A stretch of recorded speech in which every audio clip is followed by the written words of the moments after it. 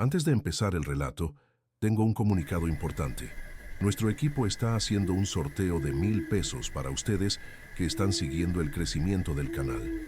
Para participar, solo tienen que suscribirse, dejar su like y comentar contando alguna situación difícil por la que ya pasaron y en la que su fe los fortaleció. Ahora sí, voy a empezar este emocionante relato. En las vibrantes y polvorientas calles de un barrio obrero de la Ciudad de México, donde los sonidos de la vida cotidiana se mezclaban en una sinfonía caótica de bocinazos, pregones de vendedores y música a todo volumen, vivía Ignacio, un chico de 13 años para quien el mundo era un profundo silencio. La ausencia de sonido, sin embargo, no lo aislaba. Al contrario, le abría las puertas a una percepción diferente. Un universo donde todo pulsaba y se comunicaba a través de vibraciones. Ignacio era sordo de nacimiento, pero sus manos eran sus oídos, y su refugio era el taller mecánico de su tío, un santuario, de grasa, metal y secretos mecánicos que solo él parecía entender verdaderamente. Un lugar donde el silencio no era vacío, sino que estaba lleno de lenguaje. El taller era un mundo aparte, un laberinto de herramientas gastadas y coches en diversas etapas de reparación. Allí, entre motores abiertos y el fuerte olor a aceite, la discapacidad de Ignacio se transformaba en un don extraordinario. Mientras otros mecánicos necesitaban el sonido para diagnosticar un problema, Ignacio simplemente posaba las palmas de sus manos sobre el metal frío de un motor. Sus dedos, finos y manchados de grasa, leían las fallas como si fueran braille. Sentía la armonía de un pistón funcionando perfectamente, la disonancia de una bujía defectuosa, la corriente eléctrica fluyendo como un río bajo la carcasa. Para él, cada coche tenía una pulsación, un corazón mecánico que contaba su historia de salud o enfermedad. Su tío, un hombre de pocas palabras y gran corazón, había percibido el talento de su sobrino desde muy temprano. Nunca lo trató con lástima, sino con un profundo respeto y admiración. Mientras él usaba sus oídos experimentados, confiaba plenamente en la sensibilidad táctil de Ignacio para los diagnósticos más complejos. El taller, aunque modesto y un tanto caótico, era un lugar de honestidad y trabajo duro, un microcosmos de un México que encontraba genialidad en la necesidad y sabiduría en la simplicidad. Era el refugio de Ignacio, un lugar donde no era definido por lo que le faltaba, sino celebrado por lo que poseía de único e insustituible en su ser. Al otro lado de la metrópoli, en un universo de cristal, acero y lujo aséptico, reinaba Julio Vargas, un millonario forjado en la impaciencia y en la creencia de que el dinero era la única medida de valor. Julio vivía en una burbuja de exclusividad. Su ático ofrecía una vista panorámica de la ciudad que él veía no como un hogar para millones, sino como un tablero de oportunidades y obstáculos. Cada minuto de su día estaba cronometrado, cada interacción una transacción. Despreciaba la lentitud, la ineficiencia y sobre todo la simplicidad, que él veía como un sinónimo de mediocridad, una falla a ser evitada a toda costa en su vida perfectamente orquestada. El mayor símbolo del estatus y de la filosofía de vida de Julio Vargas era su Porsche de última generación, una máquina alemana de ingeniería impecable, pintada de un negro tan profundo que parecía absorber la luz. Para él, el coche no era solo un medio de transporte, sino la materialización de su éxito, una extensión de su ego. Era perfecto, rápido, caro y en su mente, intocable para manos que no fueran las de los más renombrados y caros especialistas del mundo. Él creía que la complejidad de tal máquina estaba más allá de la comprensión de meros mortales, una obra de arte tecnológica que solo una élite podría verdaderamente apreciar y, más importante, reparar. El contraste entre los dos mundos era un abismo social y moral. Por un lado, Ignacio, en el silencio de su taller, encontraba dignidad y propósito en el trabajo manual, sintiendo la esencia de las cosas con una sensibilidad que trascendía lo material. Él representaba la sabiduría que brota de la limitación, la fuerza encontrada en la vulnerabilidad. Por otro lado, Julio, en su torre de marfil, rodeado por el ruido del éxito y la arrogancia, veía el mundo a través de un filtro de precio y poder. Su visión estaba limitada por lo que el dinero podía comprar, ciego a cualquier tipo de valor que no pudiera ser cuantificado en una hoja de cálculo o exhibido en un garaje. El barrio de Inacio pulsaba con una vida que Julio jamás podría comprender. El chico sentía el temblor del metro bajo el asfalto, la vibración rítmica de la música que se escapaba de las ventanas abiertas, los pasos apresurados de los trabajadores volviendo a casa. Veía los colores vibrantes de los murales callejeros y sentía el calor del sol en la piel con una intensidad agudizada. Era un mundo rico en texturas, en conexiones humanas forjadas en la dificultad y en la solidaridad. Un universo donde una sonrisa o un gesto de ayuda valían más que cualquier cuenta bancaria. Una realidad que existía en un plano completamente diferente al habitado por el solitario millonario. Para Julio Vargas, las personas eran meros instrumentos para alcanzar sus fines. Sus empleados eran evaluados por su eficiencia, sus contactos, por su utilidad. No tenía amigos, solo aliados estratégicos. La confianza, para él, no era un sentimiento, sino un contrato, garantizado por cláusulas y penalizaciones. Descartaba cualquier cosa que no viniera con un sello de aprobación de una marca de lujo o un diploma de una institución de renombre. La sabiduría popular, el talento innato, la intuición, todo eso era para él folclore, historias para justificar la falta de ambición y el fracaso de los menos afortunados. Así, el escenario estaba preparado para una colisión inevitable, un evento que forzaría la órbita de lujo de Julio a cruzar el universo silencioso de Inacio. Una fuerza invisible, quizás el propio destino, estaba a punto de tejer los hilos de estas dos vidas tan dispares, preparando el escenario para una confrontación que no sería sobre la mecánica de un coche, sino sobre la mecánica del alma humana. Una lección estaba a punto de ser enseñada, no en una sala de juntas, sino en un humilde taller. Una verdad estaba por ser revelada, la de que los diagnósticos más precisos sobre la vida, a menudo, no vienen de lo que se oye con los oídos, sino de lo que se siente con el corazón. Aquel día había comenzado para Julio Vargas como todos los otros, con la urgencia de quien cree que el mundo gira en su órbita. Una reunión tensa, un almuerzo de negocios donde más impuso que negoció, y la constante impaciencia con la lentitud de todos a su alrededor. Al volante de su Porsche, cortaba el tráfico de la Ciudad de México, no como un conductor, sino como una fuerza de la naturaleza. El rugido del motor, un eco de su propia arrogancia. Se sentía invencible dentro de aquella fortaleza de metal y tecnología, un dios en su máquina, completamente ajeno a las vidas anónimas que se desarrollaban fuera de sus cristales tintados. Entonces, lo impensable sucedió. En medio de una calle concurrida, lejos de los barrios nobles que frecuentaba, el motor del Porsche carraspeó, tosió y se apagó. El tablero digital, antes un espectáculo de luces, se sumergió en una oscuridad total. El silencio dentro del coche fue más impactante para Julio que cualquier explosión. Su máquina perfecta, su armadura infalible, había fallado. La perplejidad rápidamente dio paso a la furia. Giró la llave repetidamente, pero el coche permaneció inerte. Un ataúd de lujo bloqueando el tráfico y atrayendo miradas curiosas. Miradas que Julio sentía como si fueran juicios a su propia persona. Con la mandíbula apretada de rabia, Julio tomó su smartphone de última generación. Llamó al concesionario, su voz desbordando una furia contenida. Al otro lado de la línea, un técnico intentaba, sin éxito, diagnosticar el problema de forma remota, sugiriendo procedimientos que no surtían efecto. La grúa de la aseguradora, le informaron, tardaría más de 1 hora en llegar a esa parte de la ciudad. 1 hora. Para Julio era una eternidad, una afrenta intolerable. Su paciencia, ya escasa, se evaporó por completo. Se sentía impotente, una sensación que despreciaba más que cualquier otra cosa en el mundo. Fue entonces cuando su mirada barrió la calle, deteniéndose, con asco, en una fachada modesta. Taller Mecánico Hernández, decía el letrero descolorido. El lugar parecía un portal a un siglo pasado, un cúmulo de óxido e improvisación.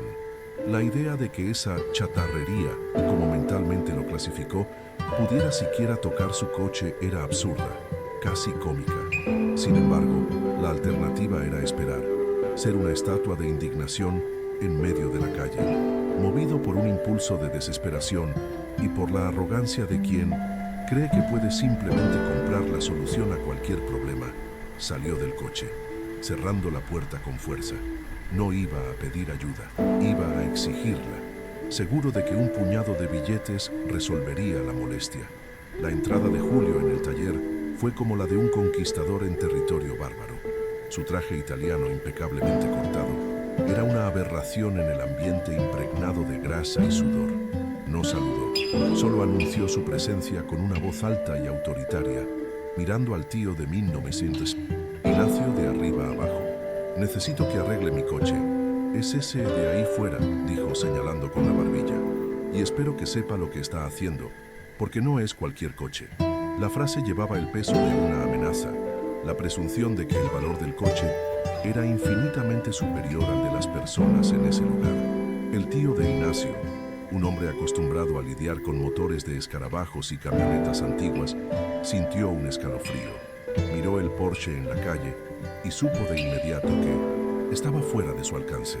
La máquina era un misterio de ordenadores y sensores, un mundo alienígena para sus herramientas gastadas y su conocimiento práctico. Con humildad, intentó explicar. Señor, discúlpeme, pero un coche de estos, la tecnología es muy avanzada. No tengo los equipos, podría causar más daños que repararlo. Su honestidad, sin embargo, sonó como incompetencia a los oídos de Julio, confirmando su creencia de que estaba perdiendo el tiempo. Mientras la tensión crecía en la entrada del taller, Ignacio, en un rincón trasero, lijando una pieza, sintió una perturbación. No era el sonido de la voz arrogante de Julio, que para él no existía, sino una vibración nueva, una disonancia que emanaba de la calle. Era la pulsación del Porsche muerto. Para él, era como escuchar un grito silencioso, una nota rota en una melodía que debería ser perfecta. Era una sensación incómoda, un rompecabezas que su cerebro y sus manos anhelaban resolver. La anomalía mecánica lo llamaba de una forma que nadie más podía entender. Dejando sus herramientas, el chico comenzó a caminar hacia la fuente de aquella vibración equivocada. Sus ojos no estaban en Julio ni en su tío, sino fijos en el coche de afuera. Sus pasos eran lentos, deliberados, como si se estuviera acercando a un animal herido. Se movía con una gracia silenciosa, ajeno a la tensa discusión que tenía lugar. Lo guiaba una curiosidad pura, la atracción magnética de un artesano por una obra que ha perdido su alma, su ritmo vital. No veía el lujo ni el estatus, solo veía el silencio donde debería haber pulsación. Julio finalmente notó la aproximación del chico. Vio a un niño delgado, con el rostro y la ropa manchados de grasa, caminando directamente hacia su joya de $1.000.000. La arrogancia dio paso a una alarma protectora. Controle a su muchacho, le gruñó al tío. No quiero que se acerque a mi coche. ¿Qué se cree que está haciendo? La idea de que Ignacio siquiera tocara la pintura inmaculada del Porsche era una violación, una profanación de su templo de perfección y poder. Veía a Ignacio no como una persona, sino como una amenaza sucia e insignificante. El tío, en pánico, intentó intervenir. Se interpuso entre Ignacio y Julio, usando una mezcla de palabras simples y gestos desesperados para explicar. Es mi sobrino, señor. Es sordo, dijo, señalando sus propios oídos y negando con la cabeza. Pero él siente los motores, tiene un don. La explicación, que debería haber calmado, tuvo el efecto contrario. Julio lo miró como si estuviera loco. ¿Un mecánico sordo? ¿Es algún tipo de broma? ¿Qué es esto, un circo? Sáquelo de aquí ahora mismo o llamo a la policía. Pero Ignacio ya estaba en su propio universo. Rodeó al tío y se detuvo junto al capó del Porsche, ignorando por completo la presencia furiosa de Julio. El mundo exterior había desaparecido. Para él, solo existía el coche y su vibración rota. Un zumbido sutil e irregular que pedía ser corregido. Cerró los ojos por un instante, como si estuviera escuchando con la piel, concentrando toda su percepción en la tarea que tenía delante. Estaba en casa, en su dominio de silencio y energía, a punto de dialogar con la máquina en su propio lenguaje.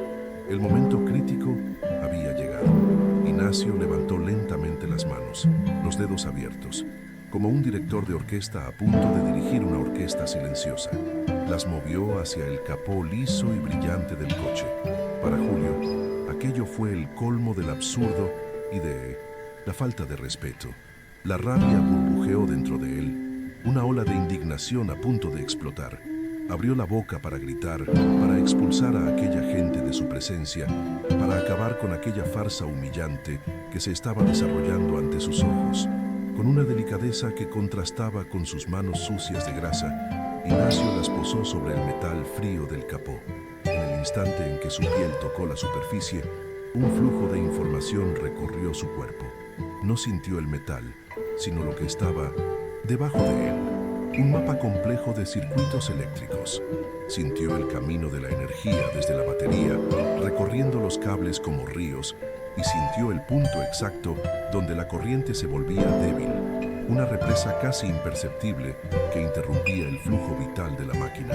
Era una falla sutil, pero para su sensibilidad era clara como el día. Una carcajada alta y burlona escapó de Julio. No podía creer la escena. ¿De verdad está dejando que este niño ponga sus manos sucias en un coche de $1.000.000? Dijo, volviéndose hacia el tío con una mirada de puro escarnio. A esto le llaman mecánica en este agujero. ¿Es el truco de magia de la casa? Su voz resonó por el taller, cargada de desprecio, proyectada para humillar y menospreciar. Estaba decidido a convertir esa situación en una anécdota sobre la ignorancia de la gente. El tío de Ignacio se quedó paralizado. Estaba dividido entre el instinto de proteger a su sobrino de la crueldad de aquel hombre y la fe inquebrantable que tenía en el don del chico. Conocía a Ignacio. Sabía que el niño no estaba bromeando, pero la presión de la mirada de Julio, el aura de poder y peligro que emanaba, lo dejaba mudo e impotente.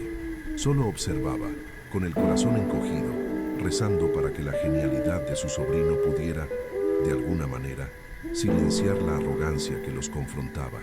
En el centro de todo, Ignacio permanecía ajeno al drama. La risa de Julio era una tormenta en un mundo que no podía oír. El desprecio era un lenguaje que no comprendía. Estaba en un estado de profunda meditación, en comunión directa con el alma del Porsche. Su concentración era total, su expresión serena. No era el rostro de un niño travieso, sino el de un maestro artesano inmerso en su oficio, descifrando un código que solo él conocía, completamente absorto en el diálogo silencioso entre sus manos y el motor. Lentamente, la risa de Julio fue muriendo en su garganta.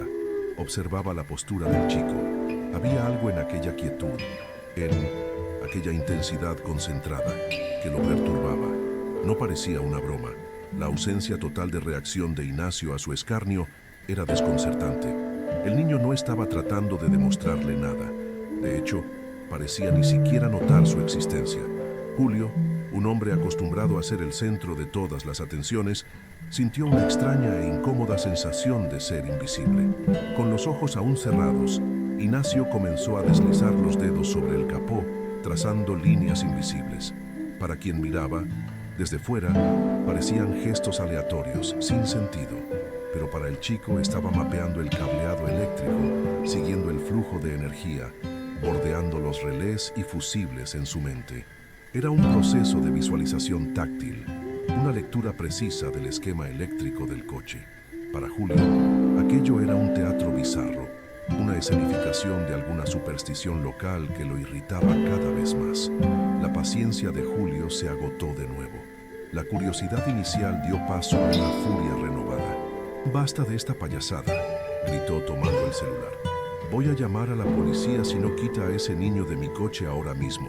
Esto es vandalismo». La amenaza era real. Ya estaba marcando el número, determinado a poner fin a esa situación que consideraba una pérdida de su precioso tiempo y un ataque directo a su dignidad y a su propiedad. En ese exacto instante, Ignacio abrió los ojos. En ellos había un brillo de descubrimiento, la satisfacción tranquila de quien acaba de solucionar un enigma complejo. Había encontrado el punto exacto de la falla. Sin siquiera lanzar una mirada en dirección a Julio, se volvió hacia su tío. Su expresión era clara, urgente y completamente enfocada. No necesitaba palabras para comunicar que había encontrado la respuesta. Su rostro lo decía todo. Sé lo que es. Sé dónde está. Ignacio comenzó a gesticular rápidamente hacia su tío, una danza precisa de manos y dedos que formaba frases completas en el lenguaje de señas que solo los dos compartían. Señaló un área específica del motor, un lugar casi inaccesible, metido en el fondo del compartimento, cerca de la pared cortafuegos que separa al conductor de la máquina. Sus gestos describían algo pequeño, un detalle minúsculo que se había escapado a todos los diagnósticos electrónicos. El tío observaba atentamente, la frente fruncida en concentración, traduciendo el torrente de información silenciosa. Se volvió hacia Julio, la voz aún vacilante, pero con un nuevo matiz de convicción. Está diciendo que es un conector, explicó. Un pequeño conector eléctrico escondido detrás del mazo principal de cables. Dice que no está roto ni desconectado, solo está desalineado. La conexión es débil, intermitente. Por eso los escáneres no lo detectaron, porque el circuito no está completamente abierto. Julio miró al hombre y luego al chico, su mente luchando por procesar la información. Un conector desalineado, una explicación tan simple, tan analógica, para una falla tan compleja en una máquina de vanguardia. Parecía una fantasía, una conjetura absurda de un niño que no entendía nada de tecnología. Imposible, se burló, cruzando los brazos. Los mejores ingenieros del concesionario, con todo su equipo, no pudieron identificarlo por teléfono. ¿Espera que me crea este cuento de hadas? El tío respiró hondo, reuniendo el coraje que le quedaba. Señor, por favor, deme permiso para abrir el capó. No vamos a dañar nada, solo para verificar lo que él dijo. La sinceridad en su voz era palpable. Julio, por su parte, se encontraba en una encrucijada. Su lógica gritaba que era todo una pérdida de tiempo, pero una parte de él, una curiosidad mórbida y una chispa de desesperación, quería ver esa locura hasta el final. Con un gesto de fastidio consintió. Como sea, adelante, muéstrenme su magia. Con un clic, el tío liberó el seguro del capó y lo levantó. El motor del Porsche apareció, una obra de arte de la ingeniería moderna, cubierta por placas de plástico negro y fibra de carbono.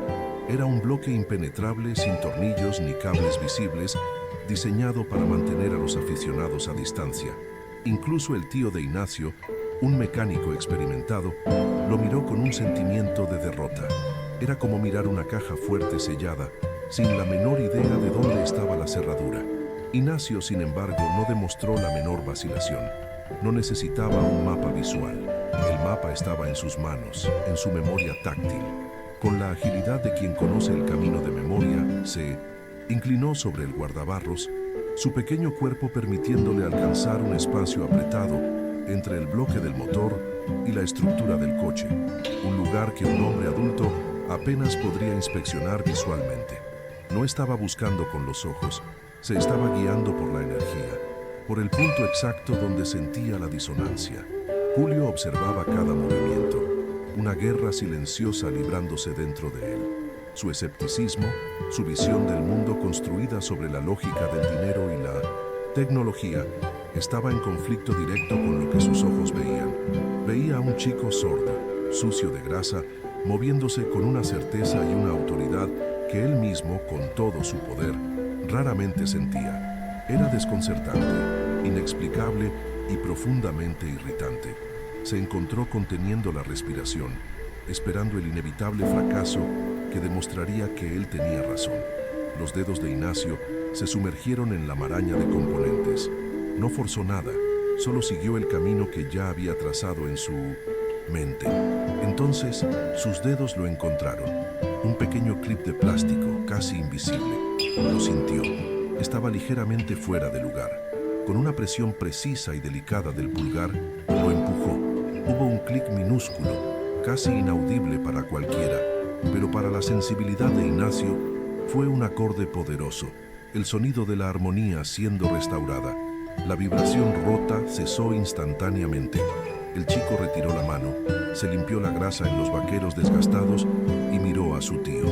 Un simple asentimiento con la cabeza era la señal de que el trabajo estaba hecho. El rompecabezas estaba resuelto. En su mundo, la tarea estaba completa. No esperaba agradecimientos ni recompensa. La satisfacción de arreglar lo que estaba roto, de restaurar el orden en el caos, era todo el pago que necesitaba. Se retiró, dejando que el silencio se apoderara del espacio. El punto de ruptura narrativo se había alcanzado.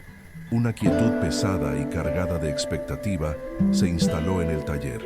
Julio Vargas, el hombre que creía tener el mundo bajo su control, estaba de pie frente a su coche perfecto, que acababa de ser diagnosticado y reparado por un niño que representaba todo lo que él despreciaba: la pobreza, la simplicidad, la discapacidad. Toda la estructura de sus creencias se estaba resquebrajando. Sostenía la llave del coche en la mano, el metal frío contra la palma sudorosa. Su corazón latía con fuerza, no de rabia, sino de algo nuevo, una mezcla de pavor y una esperanza aterradora. El próximo sonido lo cambiaría todo. El silencio que siguió al asentimiento de Ignacio era más pesado que el de un motor roto. Era un vacío lleno de duda, de expectación y del peso de dos universos a punto de colisionar. Julio Vargas sostenía la llave de su Porsche como si fuera un artefacto alienígena. Toda su lógica, toda su experiencia de vida gritaba que aquello era imposible, una farsa.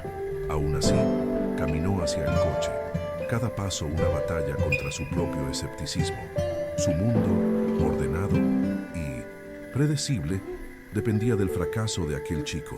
Si el coche arrancaba, significaría que todo lo que él creía sobre el valor, el conocimiento y el poder estaba fundamentalmente equivocado. Al deslizarse en el asiento del conductor, el olor familiar a cuero caro y el diseño impecable de la cabina le parecieron extraños, como si pertenecieran a otra persona. Introdujo la llave en el contacto. La mano, que antes firmaba cheques de millones sin dudar, ahora temblaba ligeramente. Miró a través del parabrisas. El tío de Ignacio se retorcía las manos, su rostro una máscara de aprensión. Ignacio, por otro lado, estaba perfectamente tranquilo, observando con una curiosidad serena, como un científico que aguarda el resultado previsible de un experimento. Aquella calma fue lo último que Julio vio antes de cerrar los ojos y girar la llave. Hubo un segundo de silencio absoluto, un microsegundo en el que el mundo de Julio todavía estaba intacto.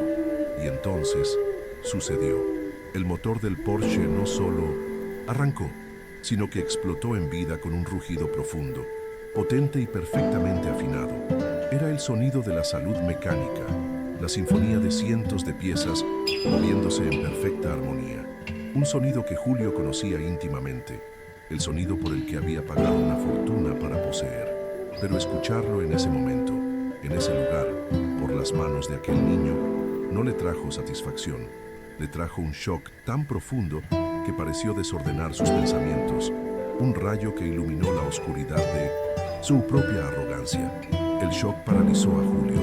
Su mente, rápida y analítica, simplemente se negaba a computar la realidad.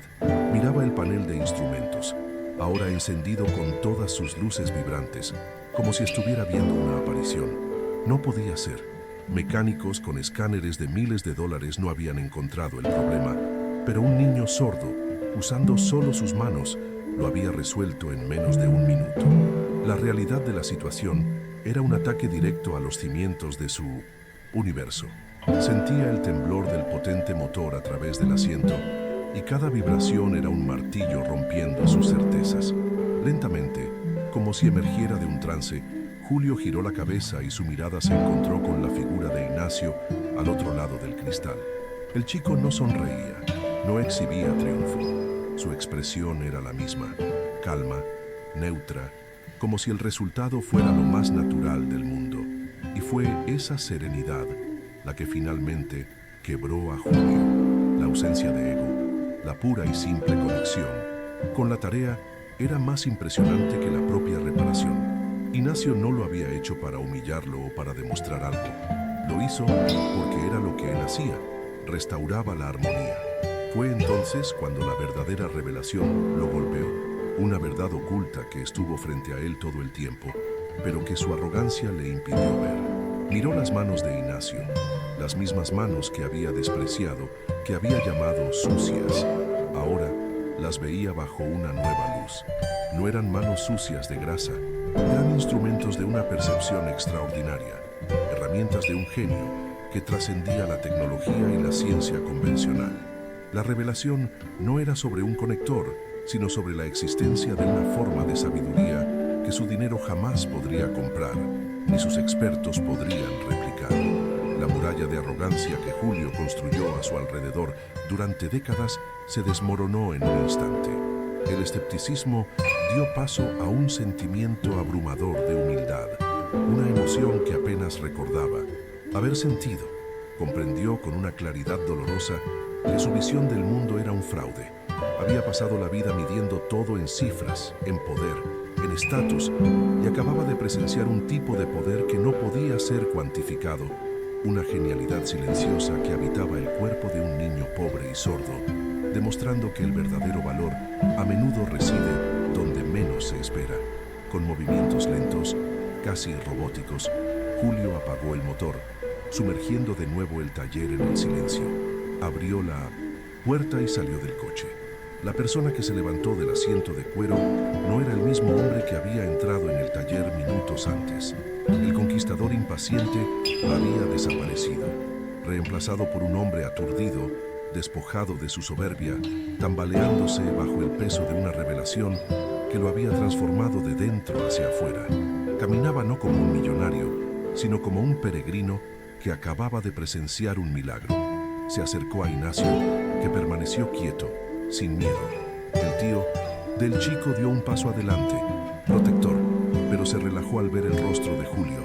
La rabia había sido reemplazada por una expresión de pura perplejidad y un respeto crudo y vulnerable. Julio se detuvo a pocos metros del niño, la enorme diferencia de altura y estatus, entre ellos ahora pareciendo irrelevante. El poder real en ese patio no pertenecía al hombre con el traje caro, sino al chico con las manos manchadas de aceite. Julio bajó la mirada hacia las manos de Ignacio, el epicentro de aquel terremoto emocional. Las contempló durante un largo momento, viendo en ellas no la suciedad, sino el don, la sensibilidad, el poder. Luego levantó los ojos y se encontró con los del niño. Las palabras no salían. ¿Qué podría decir? ¿Perdón por ser un tonto? ¿Cómo lo hiciste? Ninguna frase parecía adecuada. En cambio, su mirada se convirtió en su confesión, una disculpa silenciosa por su arrogancia, un reconocimiento de su propia y profunda ceguera. El verdadero clímax de la historia no fue el rugido del motor, sino este momento de silencio absoluto. Un millonario escéptico y un chico sordo comunicándose en un lenguaje que trascendía el sonido y las palabras. En ese instante, Julio Vargas entendió. La sordera de Ignacio no era una discapacidad, era lo que permitía su concentración.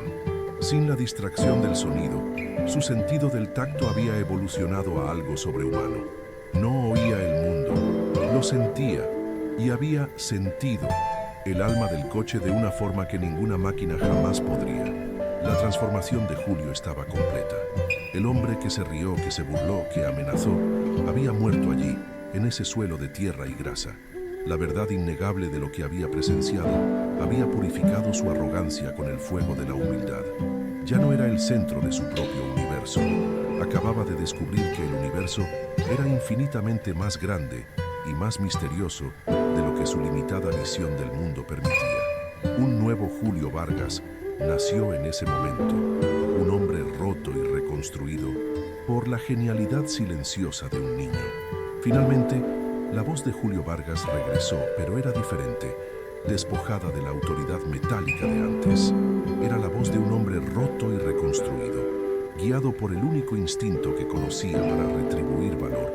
Metió la mano en el bolsillo de su chaqueta y sacó una chequera. Escribió una cantidad con tantos ceros que haría desmayar al tío de Ignacio, una suma que podría comprar 10 talleres como aquel. Con la mano aún temblorosa, le extendió el cheque al hombre.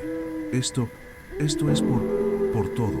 Por la lección, es lo mínimo que puedo hacer, balbuceó, las palabras pareciendo inadecuadas y vacías. Ignacio miró el papel, luego el rostro ansioso de Julio y después a su tío. Con una simplicidad que desarmaría a un ejército, el chico negó con la cabeza. Una sonrisa genuina, la primera que Julio veía en él, iluminó su rostro. Señaló el motor ahora silencioso del Porsche. Luego se tocó la propia sien con el dedo índice y sonrió de nuevo. El tío, con lágrimas en los ojos, tradujo el gesto silencioso. Dice que la recompensa fue haber resuelto el problema. El desafío era su premio. No quiere el dinero. Aquella negativa fue, para Julio, el golpe final y más profundo a su antigua visión del mundo. En ese momento, Julio comprendió el concepto de una riqueza que nunca había poseído. La fortuna de Ignacio no estaba en una cuenta bancaria, sino en la alegría pura de usar su don, en la satisfacción de traer orden al caos, de hacer que algo roto funcionara de nuevo. Se dio cuenta de que durante toda su vida había estado acumulando la moneda equivocada. Mientras él buscaba poder y posesiones, aquel niño encontraba un valor inestimable en el propósito, en la pasión y en la solución de un enigma. La negativa del dinero no fue un acto de orgullo, sino la declaración de una filosofía de vida infinitamente más rica que la suya. Mirando alrededor del taller, las herramientas gastadas y las paredes manchadas, Julio se dio cuenta de que simplemente marcharse y dejar un cheque sería el mayor de los fracasos, una huida de la lección que acababa de aprender. Sería intentar pagar con su vieja moneda por una sabiduría que no tenía precio. La verdadera gratitud exigía más que dinero. Exigía una acción que honrara la naturaleza del regalo que había recibido. No podía simplemente reparar su coche y partir. Necesitaba ayudar a reparar el desequilibrio en el mundo que le impedía ver talentos como el de Ignacio. Una idea, clara y poderosa, nació en su mente. Una idea que brotó no de la arrogancia, sino de la humildad recién descubierta. «Guarde su cheque», le dijo al tío, con una nueva firmeza en la voz. «Haré más. Voy a modernizar este taller, con las mejores herramientas que el dinero pueda comprar. Pero eso no es suficiente.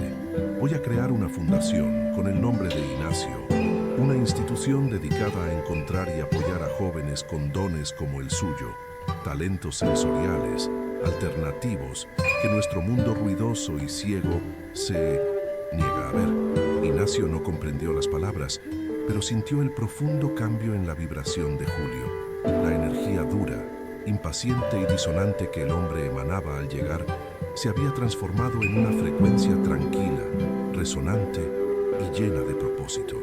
Por primera vez, el chico miró directamente al millonario y le ofreció una sonrisa completa y genuina, un gesto de aceptación y reconocimiento.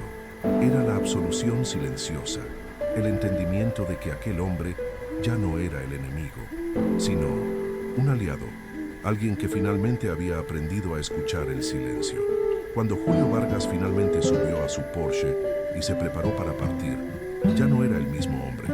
Antes de arrancar, miró por el retrovisor hacia el modesto taller, un lugar que en pocas horas se había convertido en un suelo sagrado para él, el lugar de su renacimiento. El coche, antes un símbolo de su poder, ahora era solo una máquina, un vehículo que, por casualidad, lo había llevado a la lección más importante de mi MMCintu.